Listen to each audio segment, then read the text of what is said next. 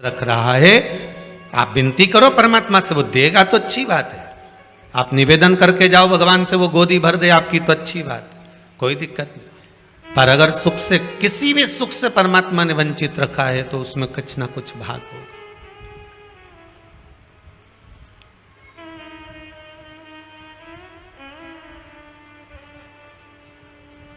एक बेटी का संबंध हो गया था, कहीं शायद जबलपुर से आए थे वो लोग, बेटी का संबंध हो गया था और संबंध होने के बाद में टीका हो गया, सब कुछ हो गया, तिलक हो गया, गोद भरा गई, सारा काम हो गया, फोटो खिंच गए।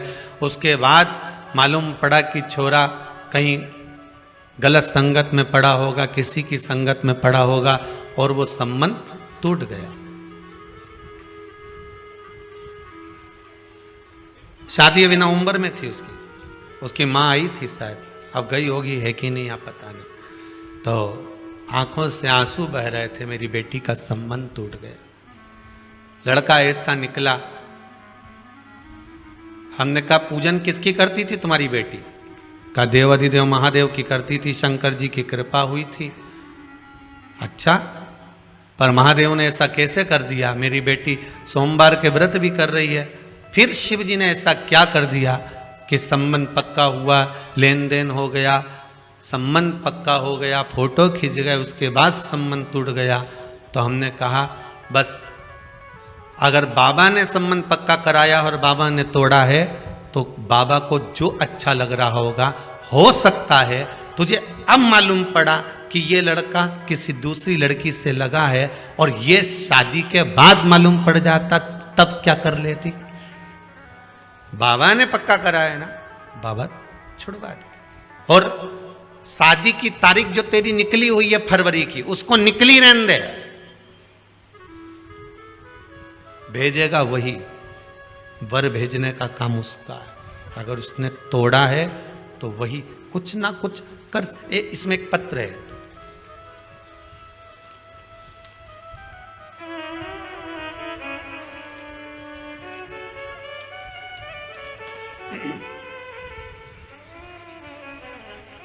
श्री नितिन जी पंचाल, इन्होंने पत्र लिखा है।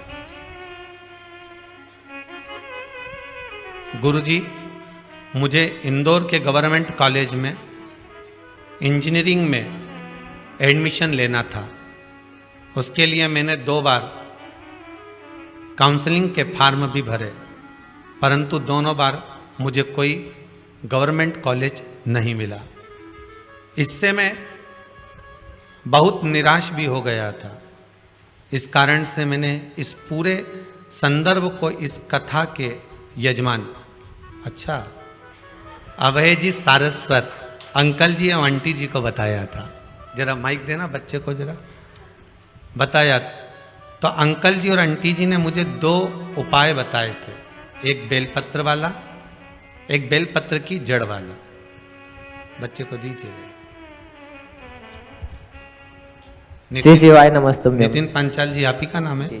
कहाँ से आए हुए हैं? इंदौर से। इंदौर से। बाबा ने क्या कृपा करी आप पर?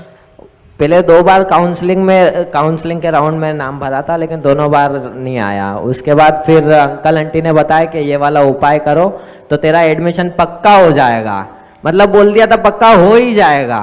तो फिर मैंने ये 2 उपाय किए और उसी दिन मेरा एडमिशन भी हो गया, और वो भी गवर्नमेंट कॉलेज में। वाह वाह, बाबा की कृपा। हम जिस दिन आए थे उस दिन शाम को इसका फ़ोन आया कि आंटी मेरा नंबर नहीं आया 2 में। मैंने कहा तू चिंता मत कर, तेरा नंबर जरूर आएगा। बाबा की कृपा, बहुत बहुत धन्यवाद। बैठिए विराजी। ये बाबा की करुणा है, कृपा है। कृपा बिना कुछ नहीं होता साहब। अगर भाग्य में लिखा होगा ना बाबा ने, तो वो मिलेगा जरूर। और एक और चीज कहेंगे, माता पिता कभी अपने बच्चों का गलत नहीं सोचते। बेटा अगर कपूत भी है ना, तो भी माँ उसको गाली दे देगी, अपशब्द कह देगी, ताना दे देगी और कह देगी तू मेरे लिए मर गया, पर फिर भी माँ दिल से दुआ ही देगी। भले वाणी से बद्दुआ दे देगी पर दिल से दुआ देगी। ऐसा ही मेरा शंभू मेरा त्रिकालदर्शी, मेरा कैलाशी, मेरा शिव है, वो कभी बुरा नहीं कर सकता, कभी बुरा नहीं करेगा। दुनिया के लोग भ्रम उत्पन्न कर सकते हैं कि बताओ वो सियोर वाले महाराज ने ये चढ़वा दिया, इससे ये बुरा हो जाएगा। कभी बुरा नहीं हो सकता अगर आपका भाव शुद्ध है तो।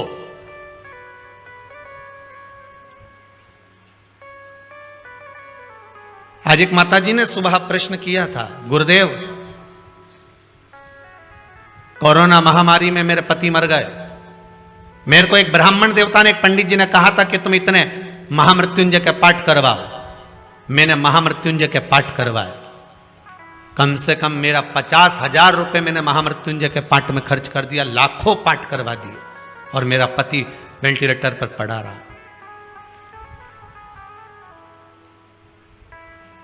मैंने ब्राह्मण देवता को, उन्होंने कहा अकाउंट में डलवाओ, मैंने अकाउंट में डलवाया, उनके पाठ चल रहे थे, उन्हें फोटो भी भेजे, संकल्प भी लिया।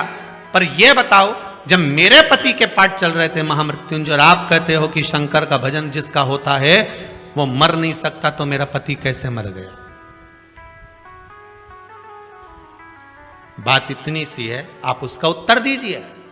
हमने कहा मां, बस डॉक्टर दवाई लिखा है, समय पर अगर उसको खिला दी जाए, एक अटैक आता है तो एक इंजेक्शन लगता है, शायद महंगा सा आता है, 50, 1,000, 35, 40,000 का एक इंजेक्शन आता है। वो इंजेक्शन टाइम पर लग गया, छाती पर लग गया, तो हार्ट अटैक का जो मरीज होता है वो बच जाता है। बोलो सही है कि गलत है? एक इंजेक्शन लगा और वो बच गया, वो बचा। हो सकता है महामृत्युंजय के जाप, अर्थात वो इंजेक्शन, वो टेबलेट आपको पहले खाना थी, और जब प्राण छूट चुके उसके बाद खा रहे हो तो दवाई असर करेगी। माना आपको वो टेबलेट, वो इंजेक्शन, वो दवाई समय पर मिलना चाहिए। इसलिए आप सबसे बारंबार कहते हैं श्री शिवाय नमस्तुभ्यम का जाप करते रहो, क्योंकि ये वो टेबलेट है जो कभी भी काम आ सकती है। ये वो टेबलेट है।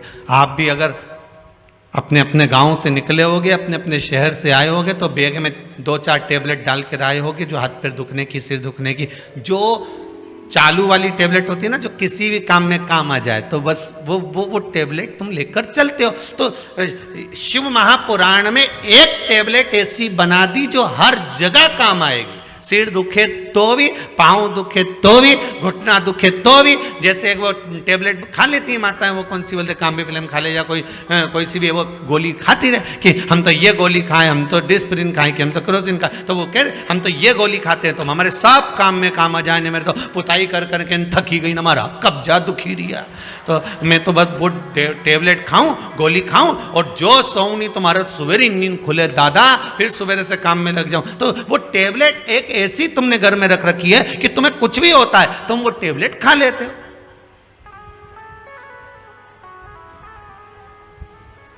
किसी किसी की बाम और विक्स की ऐसी आदत रहती है कि कुछ भी दुख है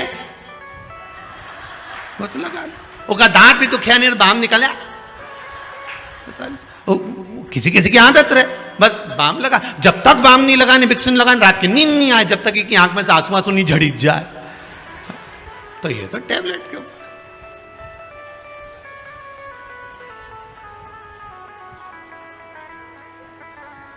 किसी किसी की आदत रहती है कि थोड़ी सी भी तकलीफ आई तो ये 2-3 बार अगर बीपी नहीं नपा ले तो इसको आनंद ही नहीं आए।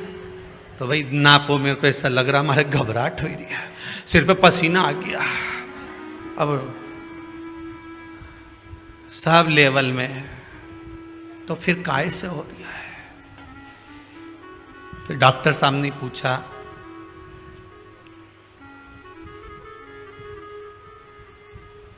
घबराहट किस चीज की हो रही है? पता नहीं, बस सिर पे पसीना आ रहा है। डॉक्टर बोले कुछ नहीं है, दिवाली का टाइम है, बहू करवा चौथ का बाजार करने गई होगी, इसलिए थोड़ा सा लेवल गड़बड़ हो रहा है। वाह, घर में धन का लेवल गड़बड़ हो और यहां तुम्हारा लेवल गड़बड़ है, हो रहा है।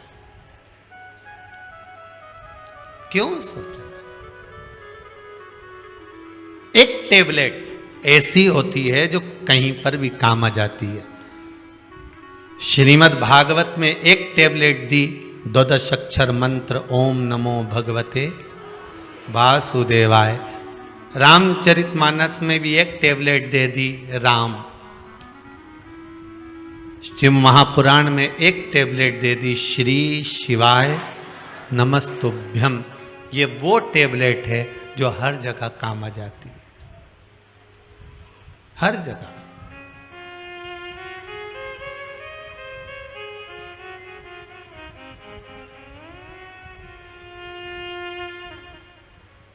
एक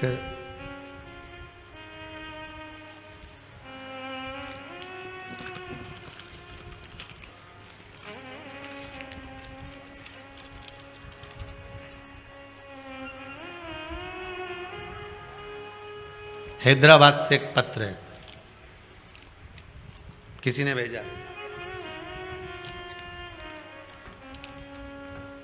अच्छा, छब्बा छुब्बू के भेजा रे, हाथ का लिखा हुआ नहीं है वो।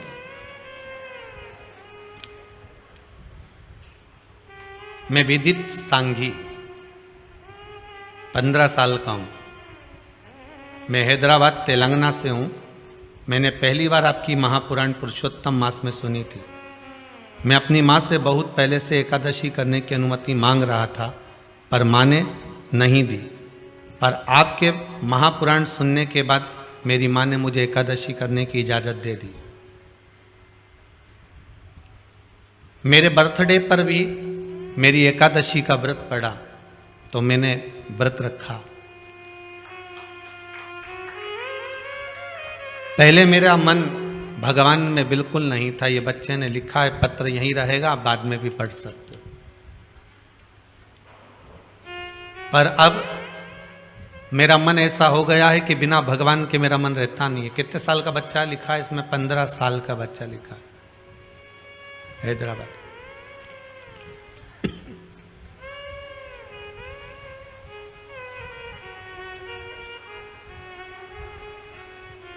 एक इच्छा है मेरी कि बाबा मेरी कामना पूर्ण करे और कुबेरेश्वर धाम में आऊं और एक बार शिव महापुराण की कथा जरूर करवाऊं, अपने धन से करवाऊं।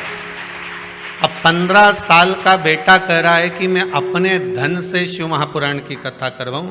विदित सांघी इनका नाम है, हैदराबाद से। अपने धन से, 15 वर्ष की आयु है। अगर बाबा की कृपा हुई, आपका पत्र यहाँ तक पहुँच चुका है, तो सांघी जी आप भी यहाँ तक पहुँच जाओगे, ये पक्का है। और आपकी भावना, आप अगर दिल से हृदय से भगवान की भक्ति में लगे हो, तो ये विश्वास मानकर चलना कि भगवान आपकी कामना पूर्ण जरूर करेगा। बस हिम्मत मत हारना। दुनिया के लोग डराते जरूर हैं, जैसे ध्रुव जी को डराते थे, डराएंगे। आप भगवान को कैसे भी रिझा रहे हो, भगवान से भय मत खाना, अपने कर्म से भय खाना। फिर कहेंगे किसी से मत डरो, पर अपने कर्म से जरूर डरो, क्योंकि कर्म का भोग तो परमात्मा को भी भोगना पड़ता है। आपको किसी से डरने की जरूरत नहीं है, कर्म से डरने की जरूरत है।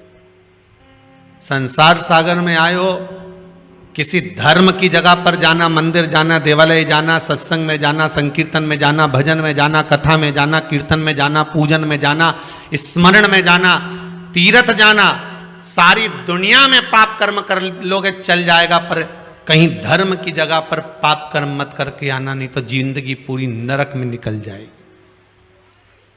और आज के जमाने में जितना भी पाप कर्म हो रहा है, वो धर्म की जगह पर ज्यादा हो रहा है।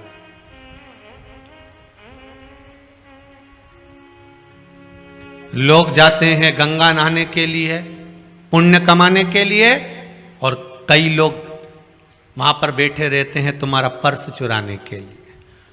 तुम करो गंगे हर, वो तुम्हें करे नंगे हर। बस तुम पानी में कूदे और उन्होंने तुम्हारा सामान ले गए। जो गंगा नहाने गए हैं, इनके पूर्वज ऊपर बैठकर भगवान विष्णु उनकी पीठ को थपथपा कर कहते हैं कि तेरे घर के बच्चे गंगा में नहाकर तुम्हें तर्पण कर रहे हैं, तिलांजलि दे रहे हैं। तुम तर गए, 7 पीढ़ियां तुम्हारी तर गई। और जो गंगा के घाट पर बैठकर चोरी करता है, तो भगवान उसके पूर्वजों के पास भी बैठकर कहते हैं धिक्कार तेरे जीवन पर, जो तेरे वंश के लोग चोरी कर रहे हैं।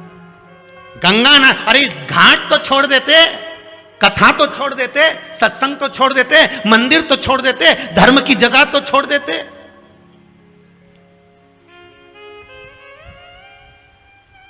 पुण्य की जगह तो छोड़ दो, पर नहीं। करो, तुम्हें भगवान ने अगर पाप कर्म करने के लिए बनाया है तो करो, पर निवेदन है कि धर्म की जगह पर, तीर्थ में, पूजन में, मंदिर में, देवालय में, स्मरण में, संकीर्तन में कहीं ऐसा कर्म ना हो जाए।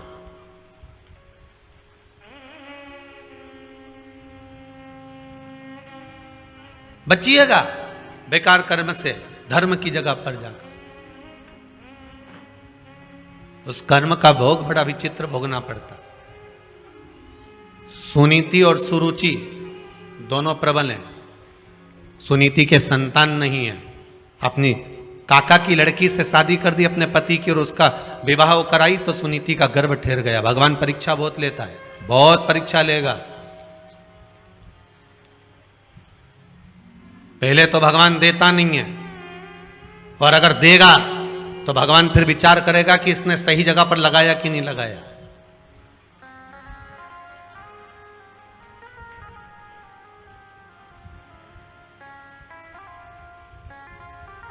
पहले तो देता नहीं है, और देता है तो ये विचार करता है कि ये सही जगह लगा रहा है, सत्कर्म कर रहा है, भजन कर रहा है, कीर्तन कर रहा है, नाम स्मरण कर रहा है, नाम जाप कर रहा है कि नहीं कर रहा है। वो चित्त वृत्ति को लगाने का प्रयास करे।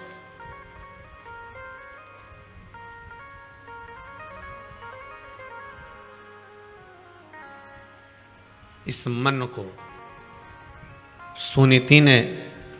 सुनीति भी गर्व से हो गई। सुरुचि को लगा मेरे ताऊ की लड़की ने मेरे साथ छल कर दिया, धक्के मार कर निकाल दिया गर्भवती उस नारी को। सुरुचि घर में है, उसका भी गर्व है, सुनीति वन में है, उसका भी गर्व है। समय आया, सुनीति का भी पुत्र हुआ ध्रुव और सुरुचि का भी पुत्र हुआ उत्तम। सुनीति का जो पुत्र हुआ था ध्रुव 4 वर्ष की अवस्था धारण कर कर माँ की गोद में बैठा था। माँ की गोद में बैठा, एक दिन देवर्षि नारद ने उनको कह दिया, कहाँ जा रहे हो? कहा मेरे पिता कौन है मुझे मालूम नहीं है। मेरे पिता? तब देवर्षि नारद कहते उत्तानपाद तुम्हारे पिता हैं। और उत्तानपाद के पास गया, गोदी में बैठ गया तो छोटी माँ ने उसको गोदी से उतार दिया। तो पिता की गोद में बैठने के लिए रोता है? उतार नीचे। अगर तुझे पिता की गोद में बैठना है तो मेरे गर्भ से जन्म लेना पड़ेगा, और मेरे गर्भ में आने के लिए भगवान का भजन करना पड़ेगा। और रोता रोता अपनी माँ के पास चले गया, माता सुनीति के पास में। और नीति नीति होती है, नीति सतमार्ग बताने वाली होती है। नीति कभी गलत मार्ग पर अपने बच्चों को नहीं भेज सकती।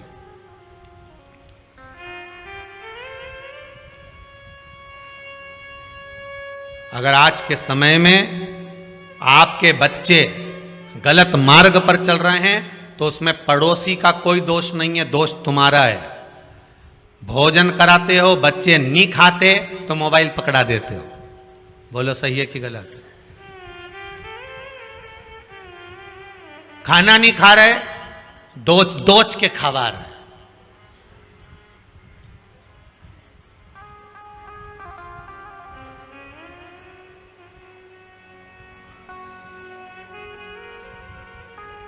पहले के समय में छोटा सा बच्चा रात्रि को अगर जाग जाता था तो माताएं लोरी गाकर सुलाती थी। बोलो सही है कि गलत है? बहुत प्रेम से हाथ रखकर धीरे धीरे चंदा मामा पूर के पुआ पकाए आप खाए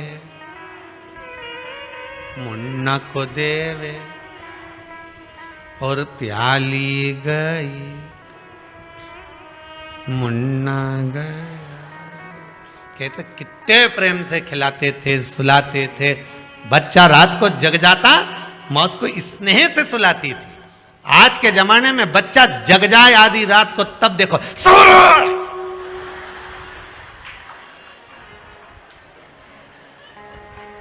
ऐसी चिल्लाए कि पड़ोसी जो सो रहा वो जाग जाए। उठ के बैठते से बोला, अरे ओ जगदम्बा तेरे हाथ जोड़ो, काय चिल्ला रही है, लो तुम चुप करा लो। ऐसी औलाद पैदा हुई है, सो जा। आधी रात को तांडव चल रहा है कि तू तो काली रे कल्याणी रे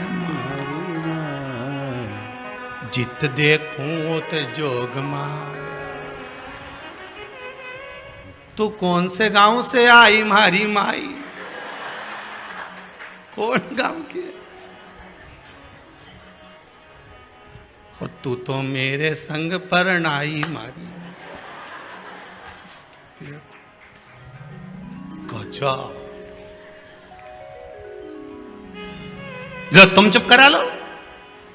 अब वो बेचारा दिन भर दुकान में थका, नौकरी में थका, फिर भी आधी रात को लेके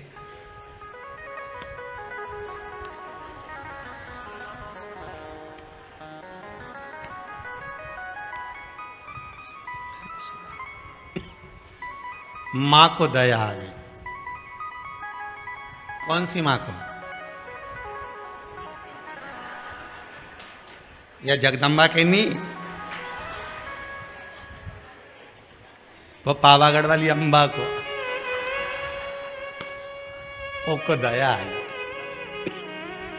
बेटा ला मेरे को दे छोरा को, तू जा सो।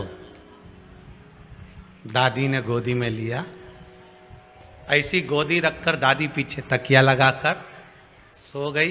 गोदी में लाला को हिलाती रही, लाला सो गया। दादी, जहां प्रेम हो, करुणा हो, वात्सल्यता हो, स्नेह हो, वहां पर तो नींद आ ही जाती है। प्रेम।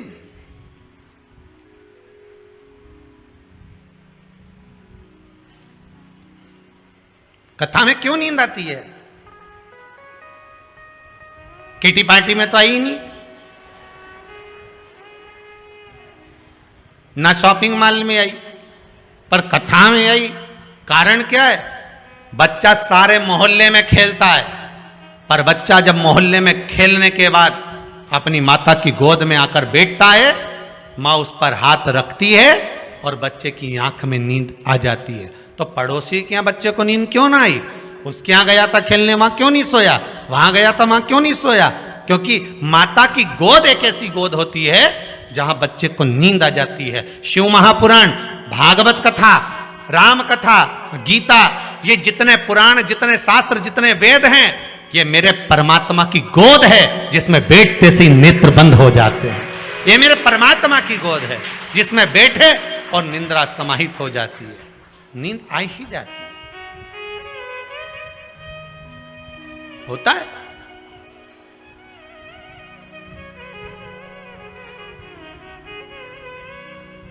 एक बार हरदा में कथा थी, लगभग 18 साल पहले की बात होगी, 18-19 साल पहले की। और वहाँ का दशहरा मैदान में खेल का ग्राउंड था, वहाँ कथा चल रही थी। कथा में टेंट लगा बहुत सारा, जनता भी खूब, बैठने की जगह अलग नहीं। अब वो एक खंबे से टिक के एक अम्मा बैठ जाए काला चश्मा लगा के। अब काला चश्मा लगा के बैठ जाए और उसके पास एक भी नहीं बैठे। अब जब जगह की कमी तो सरक सरक के बैठ जाओ, पर उसके पास एक नहीं बैठे। अब बार बार वही ध्यान जाए कि जब जगह नहीं है तो वहां क्यों नहीं बैठ जाता। हमने 2-4 से कहा कि खसक जा, बैठ जा, तो वहीं से ही मुंडी हिला।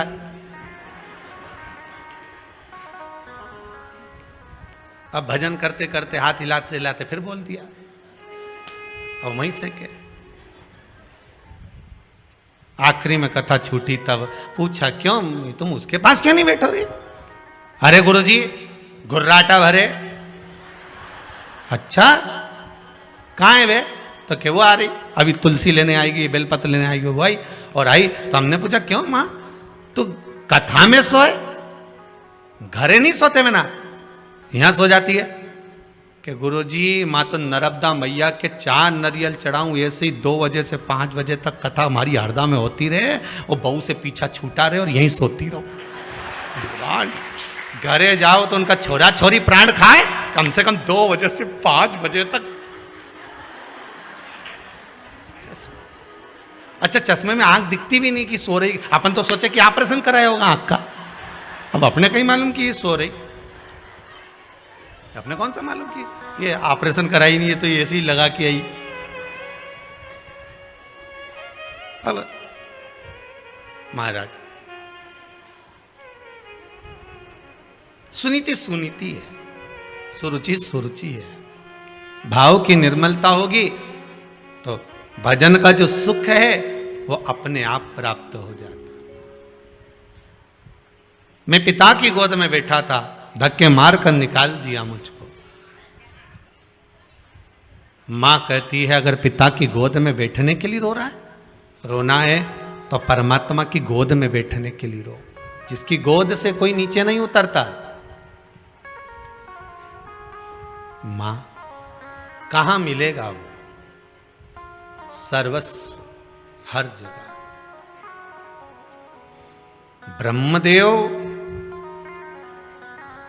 जब सृष्टि का निर्माण करे थे तब भगवान विष्णु से पूछा था कि आपके पिता कौन है? शिव। मेरे पिता भगवान शंकर हैं। शिव कहां है? शंकर कहां है?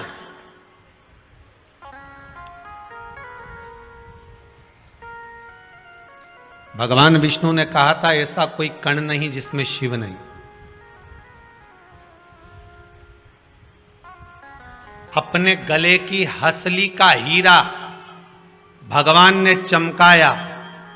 उस हीरे की रोशनी जो सूर्य में से निकलकर सामने दीवार पर जा रही थी, उसमें जो एक रेख बन रही थी, उस रेख में जितने कण दिख रहे थे, कभी आप भी प्रैक्टिकल करना। बच्चे लोग कांच चमकाते हैं, उस कांच को दीवार पर लगा दो और वो जो रोशनी जा रही है उसके बीच में आप देखेंगे बहुत बारीक बारीक कण दिखेंगे, बहुत बारीक बारीक।